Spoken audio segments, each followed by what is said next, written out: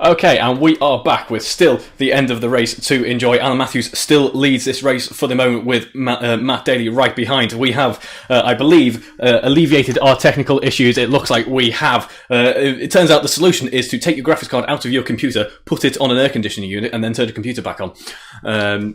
So yes, the technology has been against us this evening, it seems. Round 10 at Silverstone, it looks like it wasn't going to occur, but we've managed to make it work, and we should be enjoying race 3 in this triple header in its full glory, as we see Matt Daly now only a second behind Alan Matthews as we enter the final stages of this race. Now, both running the medium tyre as we head into the braking zone. They're hitting a top speed of about 120 miles an hour, which is more than enough for these 1980s era touring cars. Less than a second between them now. Yeah, it looks as though Matt Daly has been hunting away whilst we've been off solving our small technical issues. It looks as though he's been gaining and gaining, although not as quickly as he would necessarily have liked to. No, as we see Will Harper and Greg Young side by side, tandem drifting there. They're sort of getting very close on their timing screen, but I didn't realise they were that close as they head into Vale now. Will Harper ended up winning in that battle, as we see John Baker and James Rose having their own little battle just behind, only a few hundredths of a second separating them as they head down into Vale now. This race has ended up being quite close given the circumstances. We didn't have any qualifying, and race 1 was in a different car, but it seems to be that has helped race 2 out quite substantially. Yeah, absolutely. Some really good little on-track battles forming up here as they seem to be going sort of 2 by 2 around the track. That gap closing down again. But yeah, as I was saying, when we went off, he was about a second and a half, and he's managed to halve that gap.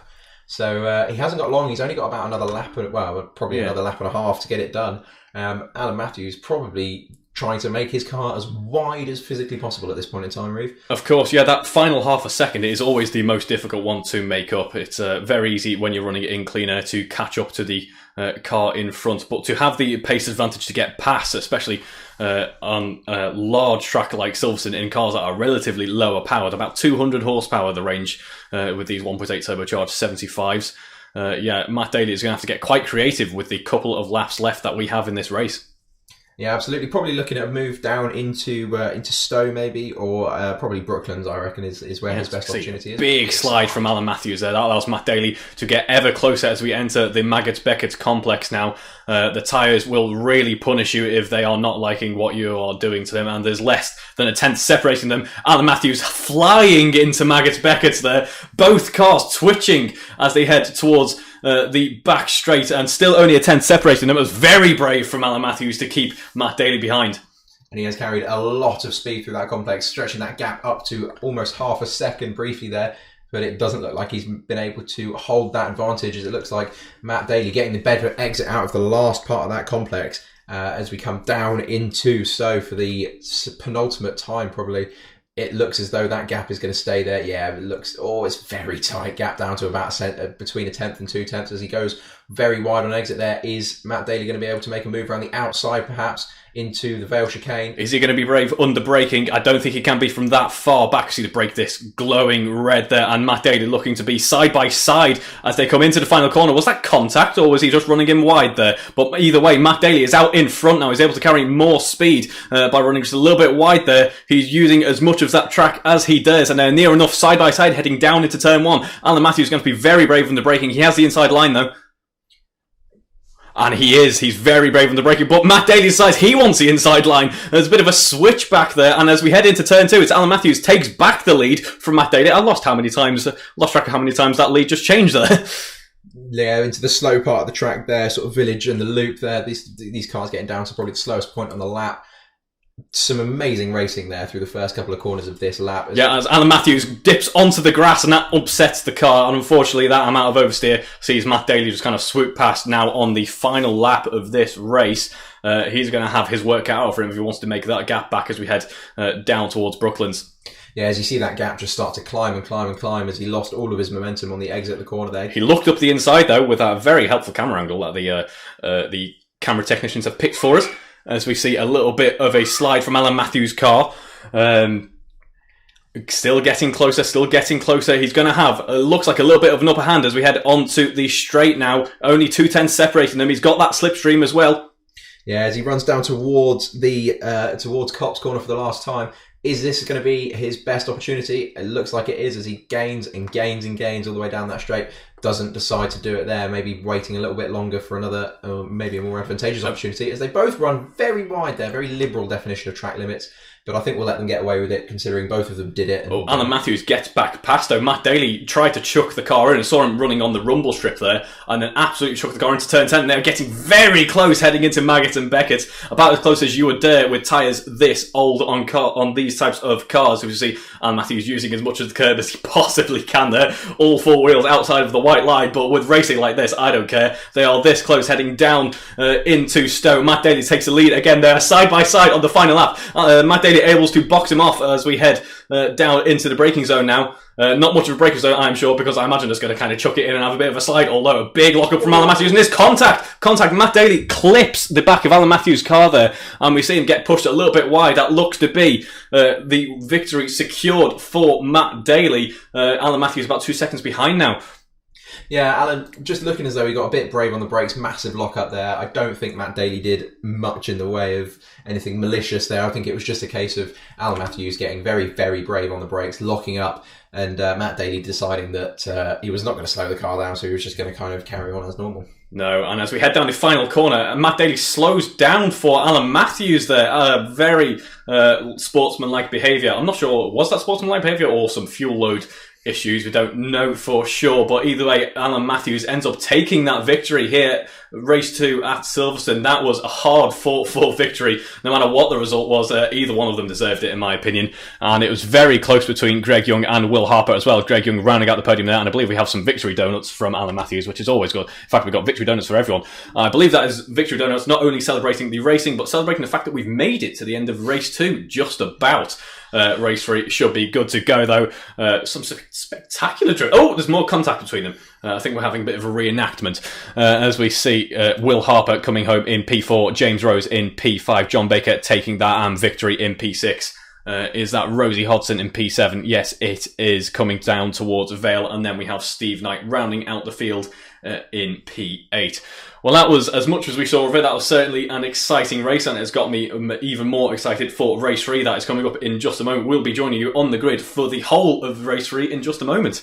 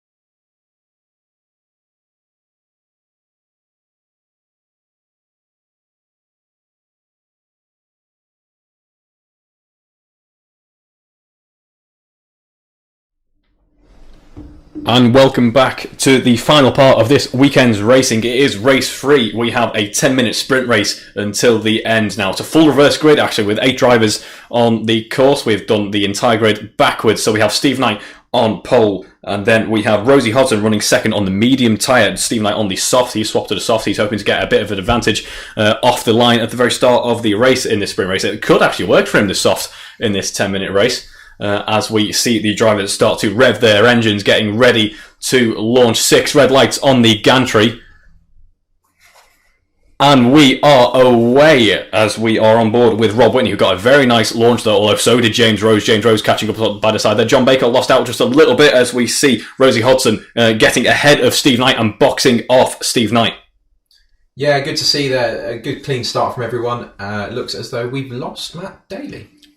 Yes, I did notice that on the grid, unfortunately. Hopefully he can get back in as we see Steve Knight taking back P1 as it looks like we've lost a couple of drivers have dropped back there, but still Steve Knight in the lead for now, about half a second ahead of Rosie Hodgson. Rosie Hodgson has quite a bit of pressure behind her from Rob Whitney, Will Harper and Greg Young, all pretty much occupying the same bit of track as we head down the straight now. As we see drivers enjoying that slipstream, we see Rosie Hodgson with the light on, trying to alert the driver in front to get out of the way. As we see Will Harper getting ahead of Rob Whitney down the straight. Of course, this is an open setup championship. Drivers are allowed to tweak the cars as they please, so some cars will have more strength in other parts of the track compared to others. As we see this pretty big train heading through the Brooklands complex there, Brooklands Luffield complex, and Rob Whitney is Rosie Hodgson. Is that Rosie Hodgson who? No, yeah, it is Rob Whitney who wins out. Sorry, Rosie Hodgson back down into third now, side by side with Will Harper. Will Harper having that inside line, able to get past Rosie Hodgson now, and Greg Young fancies his chances as well, as we see a switchback from Rosie Hodgson trying to defend with all of her might. Very aggressive defensive move there. Luckily there was enough of a gap for her car to fit into there. That could have been a catastrophic incident, but luckily for the both of them, they have both managed to keep it going in the right direction as Greg Young looks to have a look up the inside into Maggots. Made it round the outside as Rosie Hodgson gets very, very wide onto the curbs of Beckett's there. Looks as though she might lose out another position, maybe even 2 on the exit if she can't get a momentum in. As we see Alan Matthews, a little bit of oversteer there, allowing that looks to be Greg Young or John Baker maybe got past as well. So much is going on throughout this field, so much battling going on. It's allowed Steve Knight to kind of walk away with it, about a second advantage compared to everyone else now, and the battling really is in the midfield. At the moment, we see the car spitting flames on the overrun into the braking zone there. Someone going very wide there. That looks to be Rob Whitney. Rob Whitney ended up having some misfortunes in race 2, and unfortunately he's lost a couple of positions here in race 3 as well. But Will Harper now within a second of Steve Knight. He's been very aggressive on the braking, but he's also under pressure from Greg Young, so he's going to have to pick his battles well here. Does he try and go for that victory, or does he try and keep Greg Young behind and kind of back him up into that midfield battle? I don't think he's going to be able to, though. Greg Young looking particularly racy, using as much of the track as he does, right in the slipstream, right on the gearbox of that Alfa 75 as we head into turn 1 now. Will Harper using as much curb as he can. If he tries to use any more curb than that, I imagine he's going to be facing the wrong direction. Yeah, very much so. It looks as though it's this kind of 3-way battle for the lead as Will Harper makes a move up the inside and gets past Steve Knight for P1 there. I think, it's going to be a bit of a 3-way battle for the lead, or maybe a 4-way battle as we see Rob Whitney now getting involved. And Steve Knight has unfortunately had a bit of issues on the start of this second lap here. What a shame to see his race become undone like that. And Rob Whitney is fighting Alan Matthews tooth and nail. I believe there might be a little bit of contact there as they head down the back straight now. Very close racing between those two. And all this midfield battling, there's basically only a few seconds, it's only 3 seconds from P2 down to P7. And that has allowed Will Harper to have a fairly comfortable advantage out in front. This could be a really good weekend for him. Unfortunately, I don't believe this is going to be counted as a championship round anymore, owing to the issues we had earlier. But if it was, he'd be delighted with his current situation. Yeah, absolutely. I'm sure he'll be absolutely gutted when he finds out, or if he finds out, that this is not going to count towards the championship, as we've lost a few drivers and with some technical issues earlier on in the weekend. As we see James Rose and Rosie Hodgson side by side there on the exit of Luffield, and James Rose able to take P6 from Rosie there.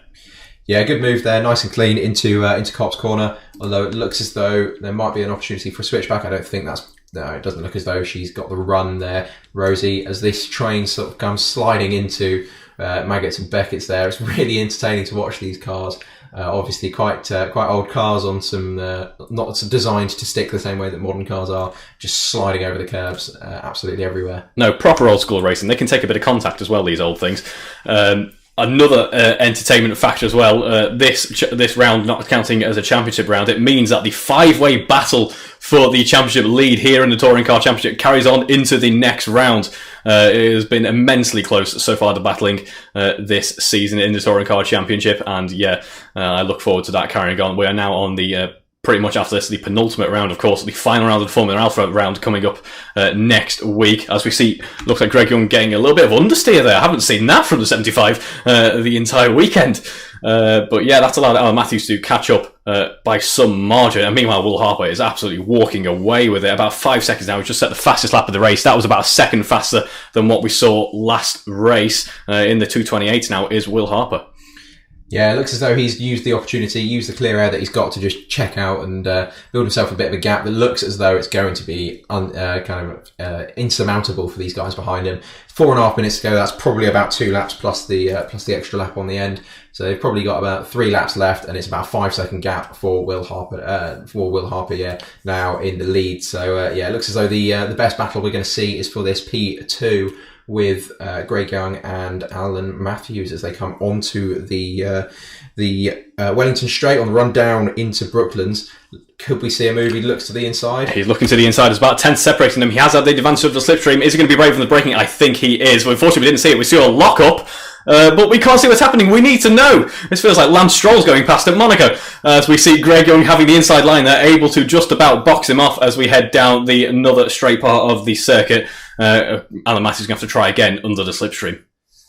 Yeah, so coming onto the old pit straight there, he's tucked back into the slipstream behind, about 3.5 tenths behind Greg Young. Now it looks as though he's not going to have a look. He's not quite close enough to have a look into Copse, but he's just going to look to capitalise on any potential errors from Greg Young and stay as close as he can behind and maybe make the move next lap and hope it sticks.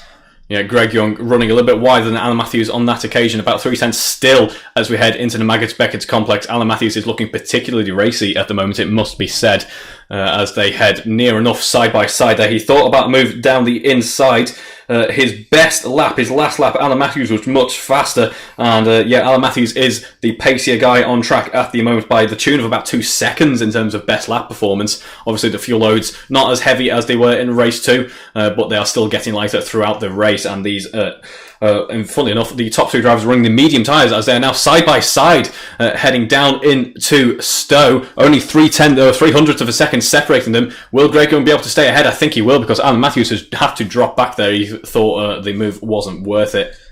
Yeah, good defending there from Greg Young. Stuck it on the inside and kept that inside line, kind of parked it on the apex and just didn't give Alan Matthews room to breathe.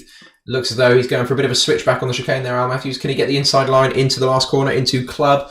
He does have the inside line. Greg Young is trying to squeeze him there, and he has to ride the curb. That flies the car into the air there, and he collects Greg Young. What a shame to see that battle come to an end like that. That is a vicious sausage curb there. What that has done, that has brought them into the battle. That has brought P4, P5 and P6 into the battle for P2 all of a sudden. As we see Rob Whitney now flying past, getting a load of oversteer, trying to carry as much speed as possible to take the position from Greg Young. And that is now Rob Whitney running P2. Greg Young able to keep P3. Alan Matthews somehow keeping it P4, but James Rose now very close behind as well.